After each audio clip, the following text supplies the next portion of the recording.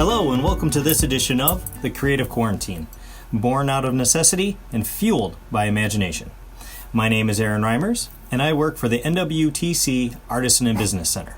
And today we're going to be making paper lanterns. Alright, here's what you're going to need.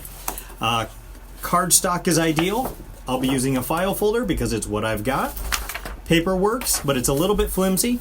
Cardboard will also work, but sometimes harder to get those details out of. You'll need a square. If you don't have a square, that's alright. Any book with a corner will do. A pencil for marking. Tape. You can use masking tape, packing tape. Scotch tape is ideal, but remember, it's what you've got. A ruler. If you don't have a ruler, it'll work out if you have a Post-it note. Post-it note is 3 inches square, and our project happens to be 3 inches square on top and 3 inches by 6 inches tall. So this will get you by.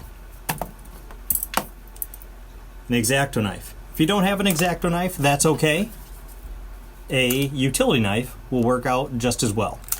Worst case scenario, you're using scissors. You just don't go as detailed with your projects. And remember, always pay attention to what you're doing because we don't want anyone cutting themselves. Alright, and last but not least, you need a candlelight. Make sure it is an LED candlelight because remember, we are making paper lanterns and we in no way want real flame around these. Alright, now that we know what we need, let's see what we can create. Alright, now that we have all of our materials out in front of us, I went ahead and cut the file folder in half because we only need half of it. That way we can free up a little bit more space. We go through, we make sure that we have a 90-degree edge, or 90-degree corner. Perfect. So now, with these, we'll need 4 sides that are 3 inches by 6 inches, and one that is 3 inches by 3 inches to be able to make our paper lanterns. And as you can see with this one, to create interest, I went through and made the design wrap around the corner. When first starting out, don't feel you need to go as advanced as this. You can start out more simplistic and get a feel for it before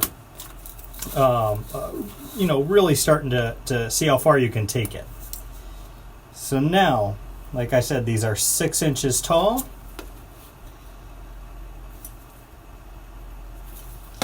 So I make my line here. This gives me my height.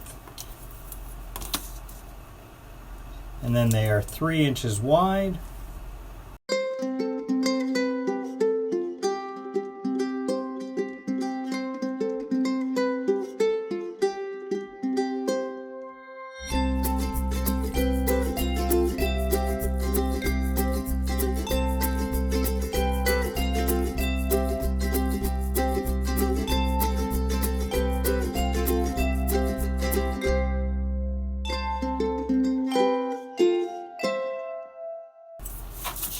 So now I have my 4 panels and 1 top. The other thing to keep in mind before you get into cutting all of these out is how tall your candlelight is. Nobody wants to look into the candlelight and get blinded, especially if it's one of those brighter ones. So I usually like to stay about 2 inches up from the bottom, so none of my cutouts will actually reach up past that. And to make sure, I'll go through and put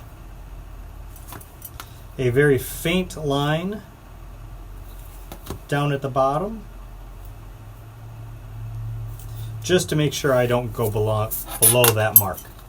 And then that leaves me all of this space up here for designing.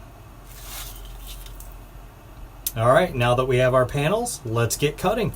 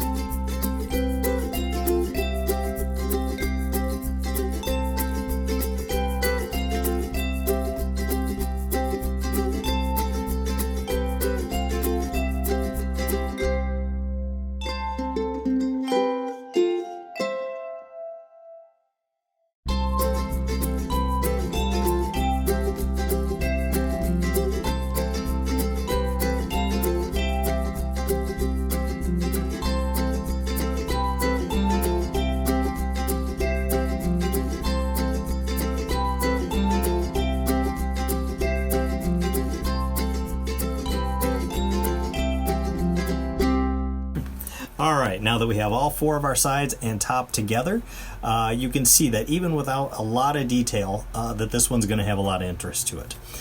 So this should show you that you don't have to go super complicated right out of the gate. This is one of those projects that I hope you enjoyed.